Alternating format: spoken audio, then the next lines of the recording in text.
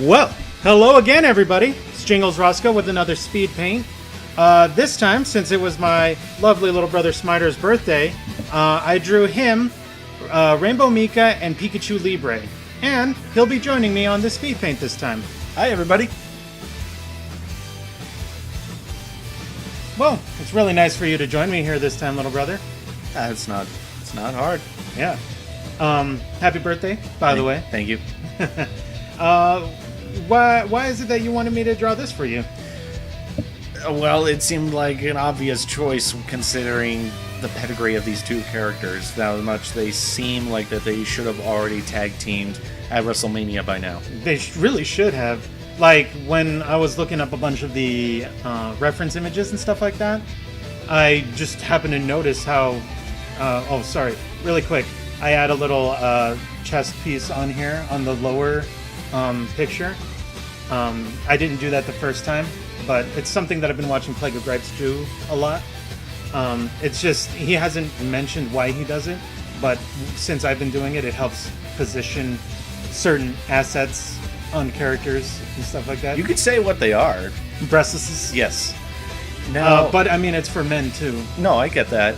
And I feel like if Plague of Gripes was doing this, he would actually reverse the roles of Pikachu Libre and our Mika, and just make Pikachu Libre the big gorgeous one, and would probably and now that I think about it, he would just drop Rainbow Mika probably. He would drop Pikachu really sexy, like he always does, and then berate us for saying no, that's too sexy. Now stop that, Plague.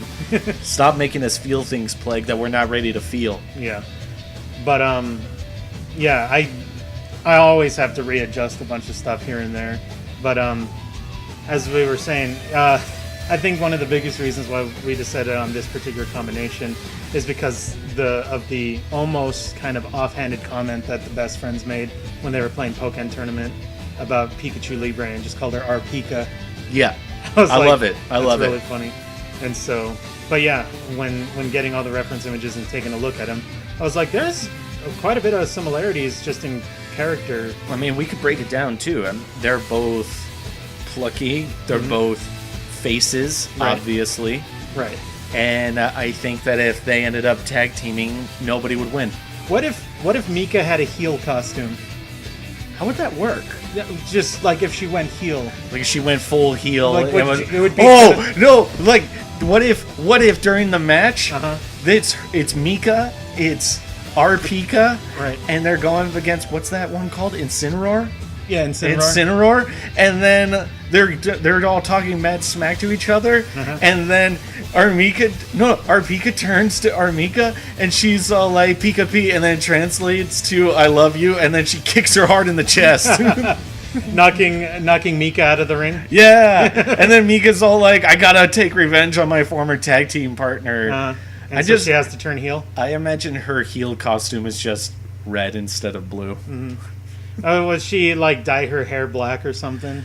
I was thinking something along the lines of like Paige or something. I was about to say she would end up looking like Paige, but she would like have to paint her skin white, go very pale with it, and she's like, no, nothing else matters. Yep.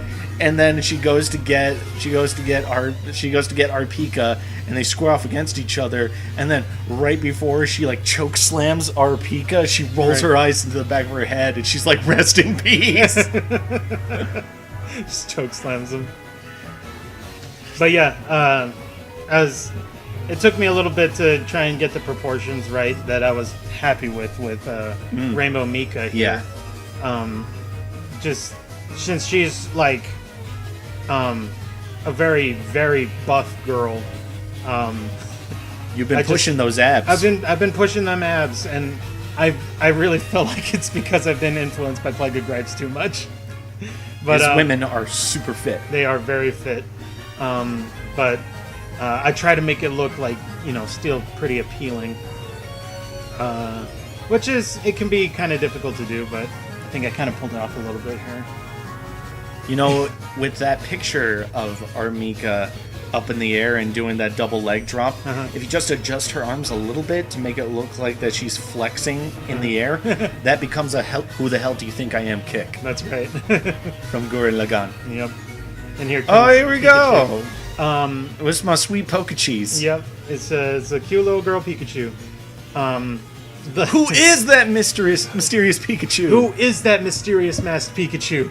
And then everybody has to go push for the mystery. Oh wait, would our Pika do a mask elimination match? Uh-huh. But who else? Mask versus mask match. Oh, she would do it against our Mika. Would she? Yeah, because our Mika wears a mask too. Exactly. But it's just that one little strip. So Exactly. It's that Robin strip that everybody can see. It's clearly Robin. Right. But shut up though. Yeah. Here I am going into the inking phase. This is a different day. I had to work a lot this week, which is why this video is a day late. But I'm really happy with the results.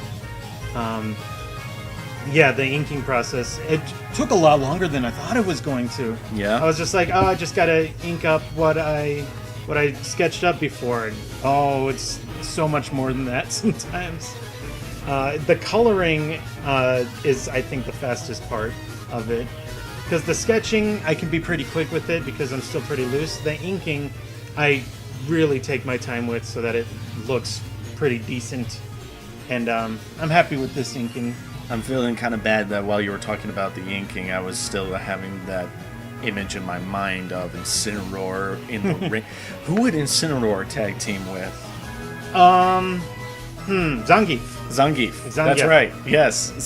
But Zangief doesn't strike me too much. Is he a likable heel like Stone Cold was, or is he a face but just kind of a ruddy face? It's a good question.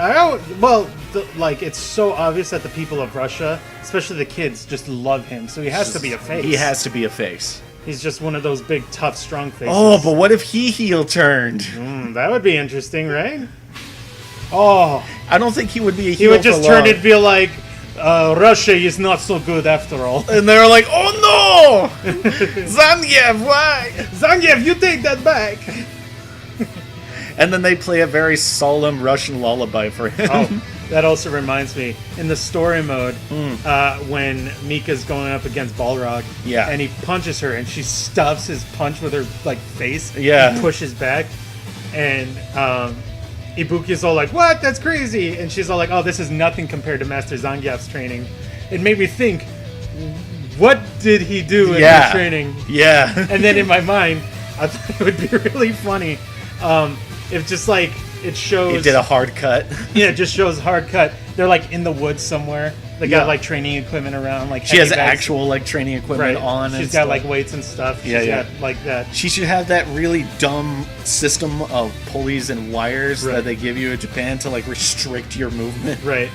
But it shows Zangief and he comes up and he's like, "Okay, Mika, we are going to do your training now. I'm going to hit you with everything I've got." And she's like, "All right, I'll do it, Master Zangief. You hit me with everything you got." He's like, "All right, you stand here and you take full force." She's like, "Okay." And he walks off and you just hear and it hits her with a semi-truck.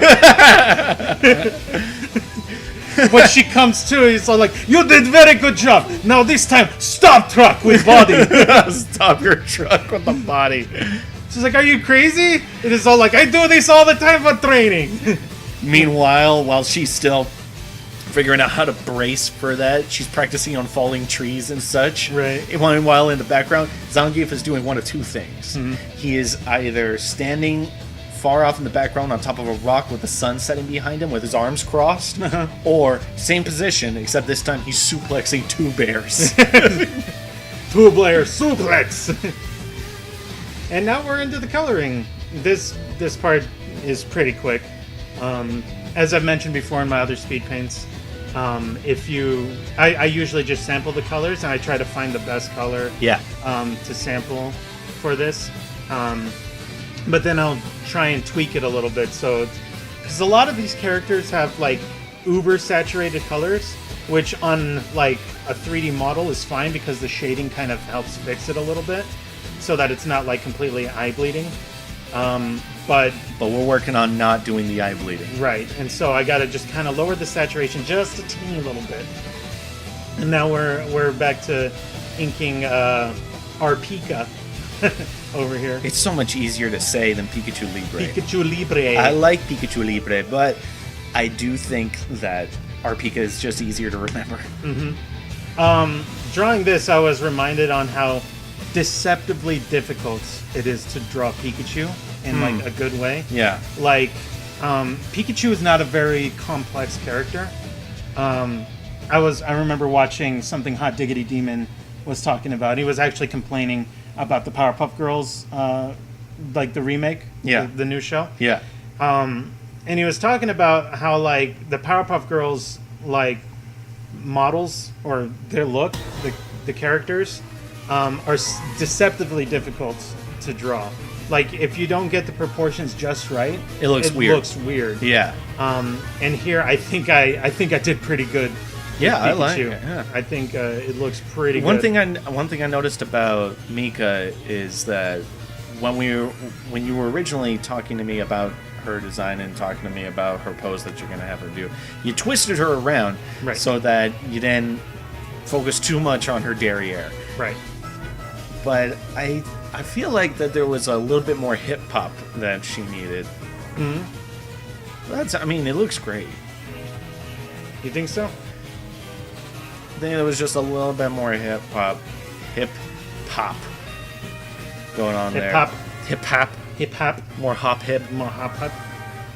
I don't know, man. She's got that sassiness to her. I tried to put it in there. I could have probably done a little bit more. But that's basically it. The rest of it just comes together really well. I'm surprised it turned out okay. Red is an ugly color, by the way. And no, that's it. That's it. Just wanted to just. No, I had to get in my one swing before the video ended. Oh, too bad. That's magenta. Is it? It was magenta shading. That's my go-to for now, I guess, until I decide a different color. As you can see here, we're coloring the line work. It's hard to tell, especially in the speed drawing, but in the finish pick, you'll be able to get a better look at it. Right. This is... I've been incorporating a much faster technique for doing this, and it's just lassoing out areas and then just filling them in really quick. I use the clipping group thing over here on the side for the shading and the line work coloring. It makes it super easy. All you have to do is just color the area, and it'll only show up where the line work is or where the color is, depending on which one I have selected. And as you can see, a little bit better there on Pikachu. Yeah. It kind of helps the character pop a little bit. And there they are. That's the end of the speed Well, that's run. very sweet. Thank you very much. Yeah. I had a lot of fun with it. It took so much longer than I thought it was going to. I bet it did. I would like most of my other speed drawings are only like maybe 3-4 hours. This was almost 6 hours long. Wow. That it took me to do, but I'm happy, and I think it looks pretty good. Yeah, I think so too. Thank you for joining me, little brother. Thanks for having me. This little speed drawing. Next week, I'm going to do something for my birthday. All right, you do that. All right. You do that. And maybe do some more stuff for me in the future. Okay, we'll do it for you. Maybe. Who knows? Who knows? Who knows? You have a great day, everyone.